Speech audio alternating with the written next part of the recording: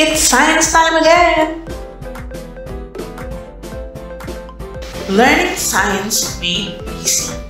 Come on, let's go and learn science!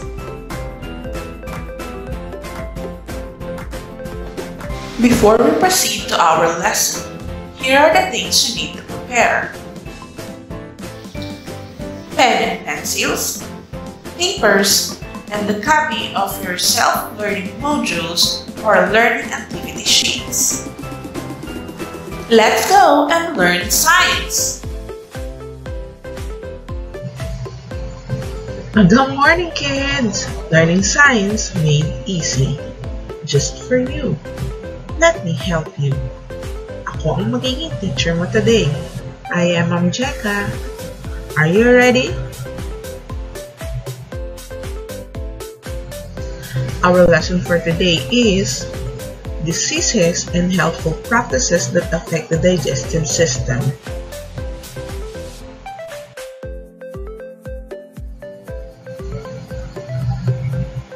The most essential learning competency that we need to discuss today is number 1, explain how diseases of the digestive system are prevented, detected, and treated. And number 2, identify healthful practices that affect the digestive system.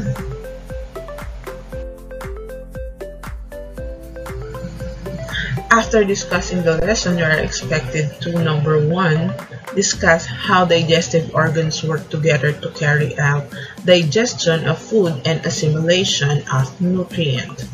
Number 2, cite some problems and disorders related to digestion. Number 3, practice moderation and healthy lifestyles. Let us test your knowledge. Choose the letter of the best answer.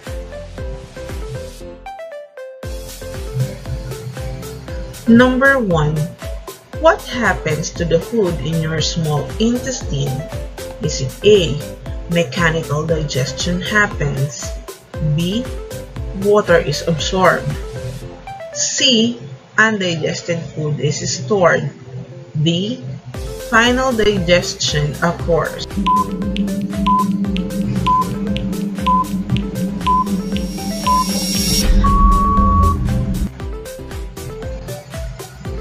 Correct. The answer is D. Final digestion occurs in the small intestine.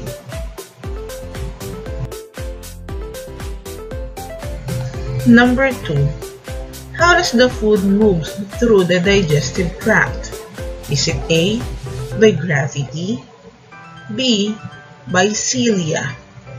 C, through chemical absorption? Or D, wave-like muscle contraction?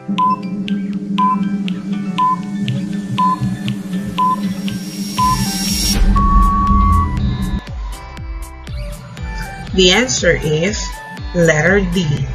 Wave-like muscle contraction moves food through the digestive tract. Number 3. Bile is stored and concentrated in the A, gallbladder, B, urinary bladder, C, liver, or D, pancreas.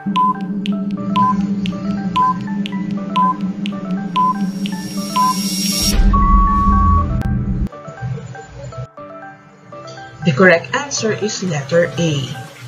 Bile is stored and concentrated in the gallbladder. Number 4. Which of the following best maintain intestinal health? A, fatty food. B, by eating fiber. C, starch. Or letter D, with vitamin.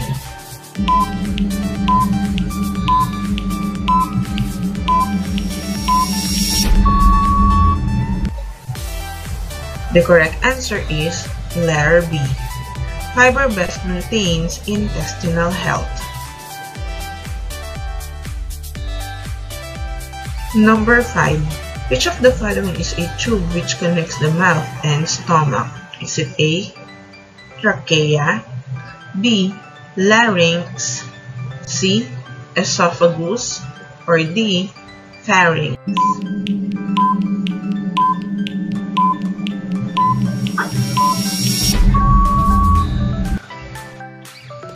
The correct answer is letter C.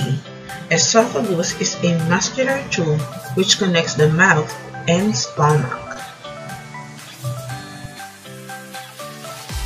Let us have a recap. Identify the following life processes. Letter I. It is the process of putting food in the mouth. Yes, the answer is ingestion. Letter D. It is the process of breaking down of food molecules into simple and soluble form. Yes, D stands for digestion. Letter A. It is the process wherein digested food are absorbed by the villi of small intestine. Correct. The answer is absorption. Letter A. It is a process wherein simple products are used to build up bigger molecules of proteins and carbohydrates. Very good. The answer is assimilation. Letter E. It is the process wherein digested food are moved out of the body. Good job. The answer is excretion. Let us study. Food fuels the body for the needed energy and to maintain its basic life processes.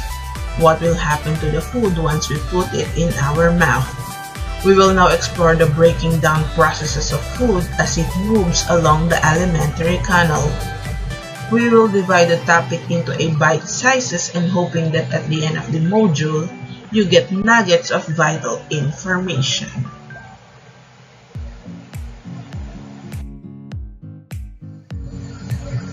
Part 1 will be the organs of digestion, and Part 2 will discuss about healthy practices for the digestive system. Let us start with this question. What are the organs of digestion? The human digestive system is tube-like because it has an opening where food enters the mouth and the waste products exit through an anus. The organs of digestion are divided into two main parts: the organs of alimentary tract and the accessory organs.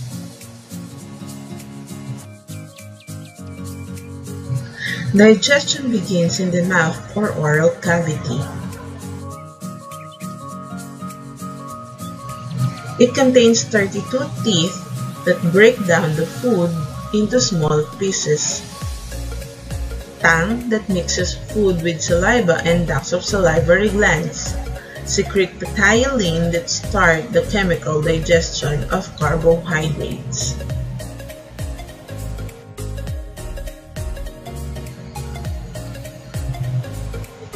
Partially digested food mixes with saliva and lubricated and chewed until it forms into a ball-shaped bolus.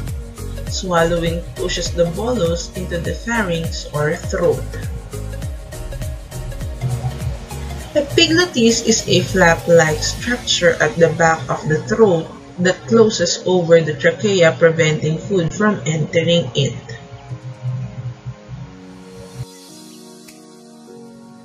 Pharynx and esophagus. Pharynx is 5 to 6 inches long. During swallowing, the sphincter muscles relaxes and raises the epiglottis to cover the opening of trachea. So food passes from the pharynx to the esophagus, then into the stomach by wave-like contraction and relaxation of involuntary muscles called peristalsis.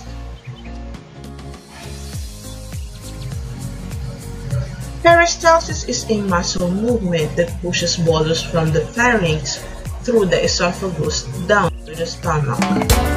Here is a video that shows how peristalsis works. In the mouth cavity, food is chewed into small pieces by the teeth and mixed with saliva. The tongue rolls the food into a soft mass called a bolus. During swallowing, the tongue rises to push the bolus towards the pharynx. The soft palate moves up to prevent the bolus from entering the nasal cavity. The epiglottis also lowers to cover the opening to the trachea. This prevents the bolus from entering the trachea. The bolus enters the esophagus. The wall of the esophagus consists of circular muscles and longitudinal muscles. When the bolus enters the esophagus, the circular muscles behind it contract and the longitudinal muscles relax. At the same time, the circular muscles in front of the bolus relax and the longitudinal muscles contract. These actions push the bolus down the esophagus to the stomach. This alternate contraction and relaxation of the muscles produces a wave-like movement called peristalsis.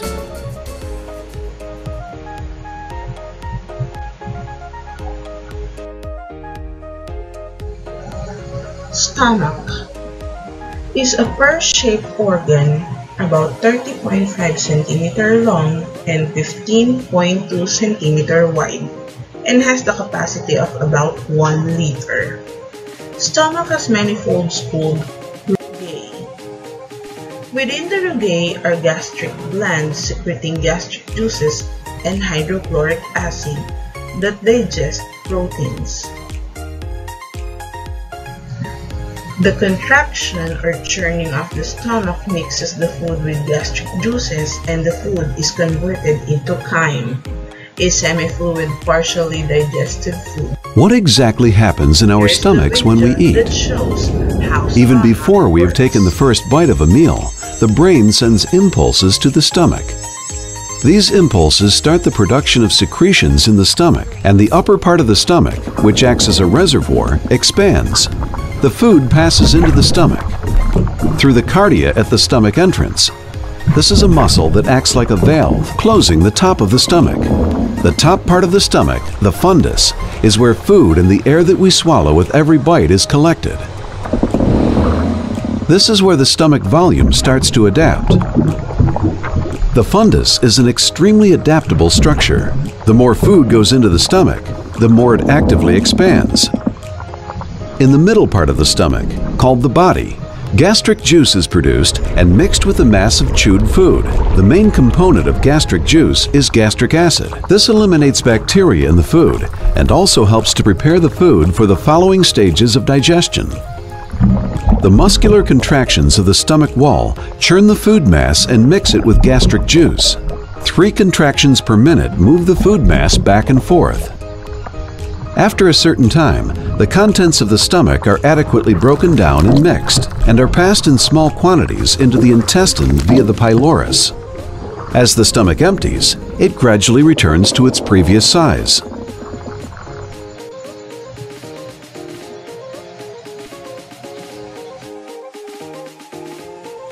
The pyloric valve at the intestinal end opens and closes several times, emptying or moving the chyme to the small intestine.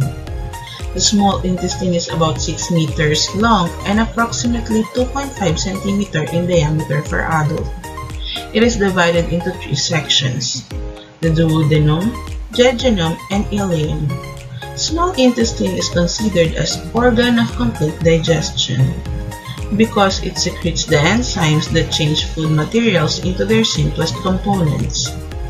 The walls of the small intestine contain many folds that are lined up with villi. Every villus has epithelial cells for covering and blood vessels scattered within.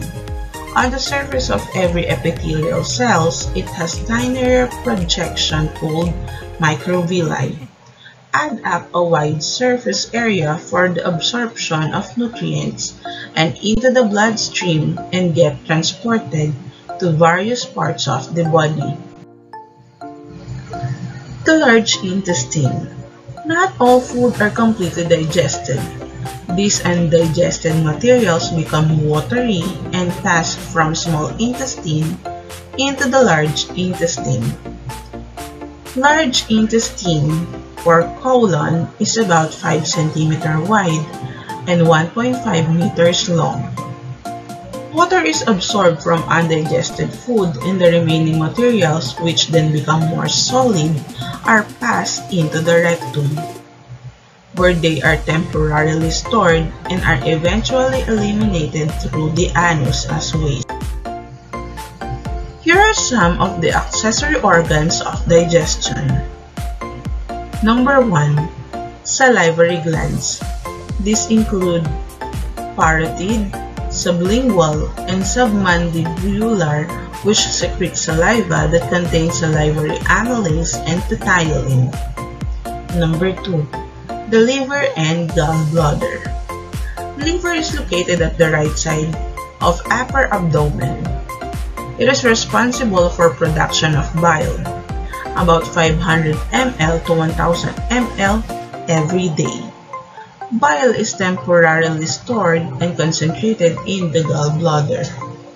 Bile emulsifies fats and neutralizes the chyme from the stomach. Number 3.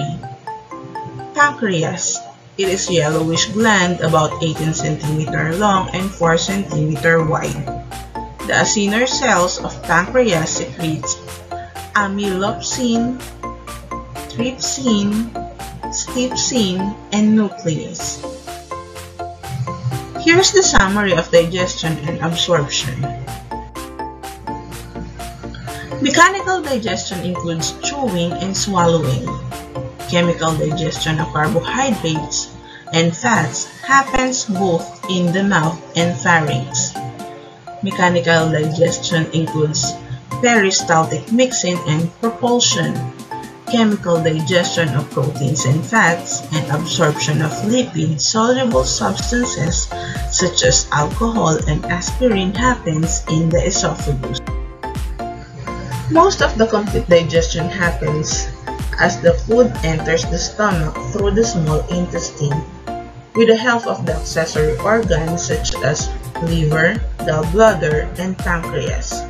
It includes mechanical digestion, chemical digestion and absorption of peptides, amino acids, glucose, fructose, fats, water, minerals, and vitamins. Mechanical digestion includes segmental mixing and propulsion, and absorption of ions, water, mineral, vitamins, and organic molecules happens in the large intestines. No chemical digestion happens except by bacteria. Here are some healthy practices that can promote proper nutrition and overall wellness. Number 1. A diet rich in raw living food like fruits and vegetables.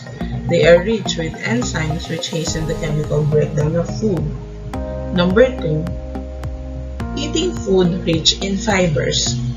Fibers sweep the large intestine to keep it clean and to assist in elimination. Number 3. Drinking enough amount of water. Number 4. Drinking warm liquid. Ice-cold drinks stiffen the muscles of the digestive organs. Number 5. Light exercises after eating. Brisk walking can increase breathing and heart rate that can jumpstart the digestive process. And number 6. Probiotics are available as nutritional supplements. Probiotics can help increase digestive. Did you learn something today? Sabi sa'yo learning science is easy. You may now start answering your activities on your SLMs or less. Good luck and stay safe. Shout out! Thank you to our supporters. Thanks to John Lawrence Bulaon. English teacher Nuhuan, please subscribe to their channel. Thank you. Tiffany Maydi Abad from A Trustworthy and John Recati Abad. Thanks also to Kyle Sarmiento.